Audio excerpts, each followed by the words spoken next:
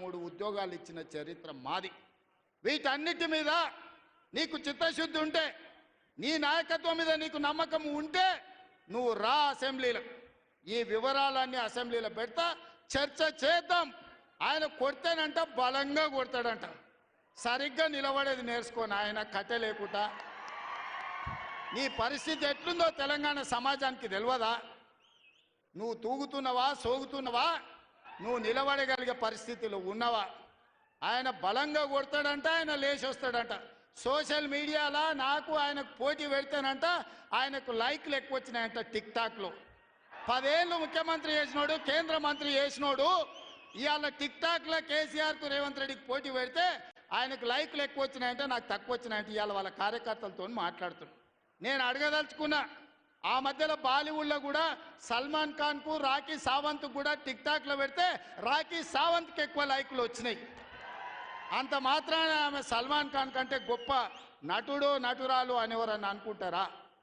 ఇవాళ చివరికి ప్రజలు తిరస్కరించి ప్రజలు డిపాజిట్లు జప్తు చేస్తే ముఖం జల్లక ఫామ్ హౌస్లో వండుకున్న చంద్రశేఖరరావు సోషల్ మీడియా టిక్టాక్లో నాకు లైక్లు వచ్చినాయని చెప్పుకునే పరిస్థితికి వచ్చిందంటే ఆయన మానసిక పరిస్థితి ఎట్లుందో తెలంగాణ సమాజం అర్థం చేసుకుంటుంది.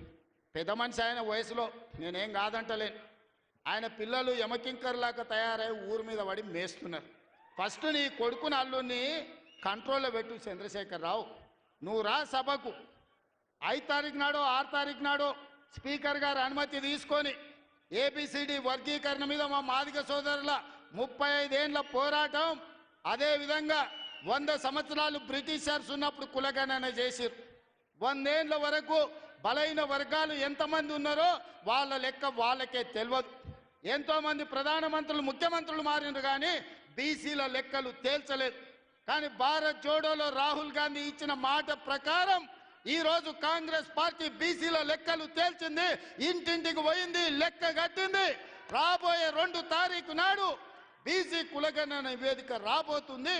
అదేవిధంగా మాదిగల వర్గీకరణ మీద కూడా జ్యుడిషియల్ కమిషన్ నివేదిక ఇవ్వబోతుంది. ఫిబ్రవరి 1వ వారంలో అసెంబ్లీలో బీసీ కులగణన మీద, అదేవిధంగా మాదిగల వర్గీకరణ మీద సభను పెట్టబోతున్నాం. నీకు చేతనైతే చిత్తశుద్ధి ఉంటే సభకు రా, చర్చ చేద్దాం. నువ్వా మేమా తేల్చుకుందాం. నీ ఫామ్ హౌస్లో నీ వంది మాగదులను, నీ భజన చేసేటోళ్లను నువ్వు వాళ్ళను జమేసుకొని వాళ్ళ ముందల పొంకనాలు కొట్టకు చంద్రశేఖరరావు. నువ్వు కాలం జల్లిపోయిన 1000 రూపాయల నోటువే. ఆ నోటు పెట్టుకుంటే ఎవడైనా జైలుకే వెళ్తాడు. ఒకప్పుడు 1000 రూపాయలకు చాలా విలువ ఉండే 1000 నోటుకి. అవునా? 1000 నోట్లు ఉన్నాయంటే ఆయన మునగాని కింద చూసేది. ఇప్పుడు 1000 నోట్ల రూపాయలు ఉన్నాయంటే తీసుకుపోయి బొక్కలేస్తారు. చంద్రశేఖరరావు గారు కూడా రద్దయిపోయిన 1000 రూపాయల నోటు. ఇంకా దానికి విలువ లేదు. తెలంగాణ సమాజంలో నిన్ను అడిగేటోళ్ళు లేరు చంద్రశేఖరరావు.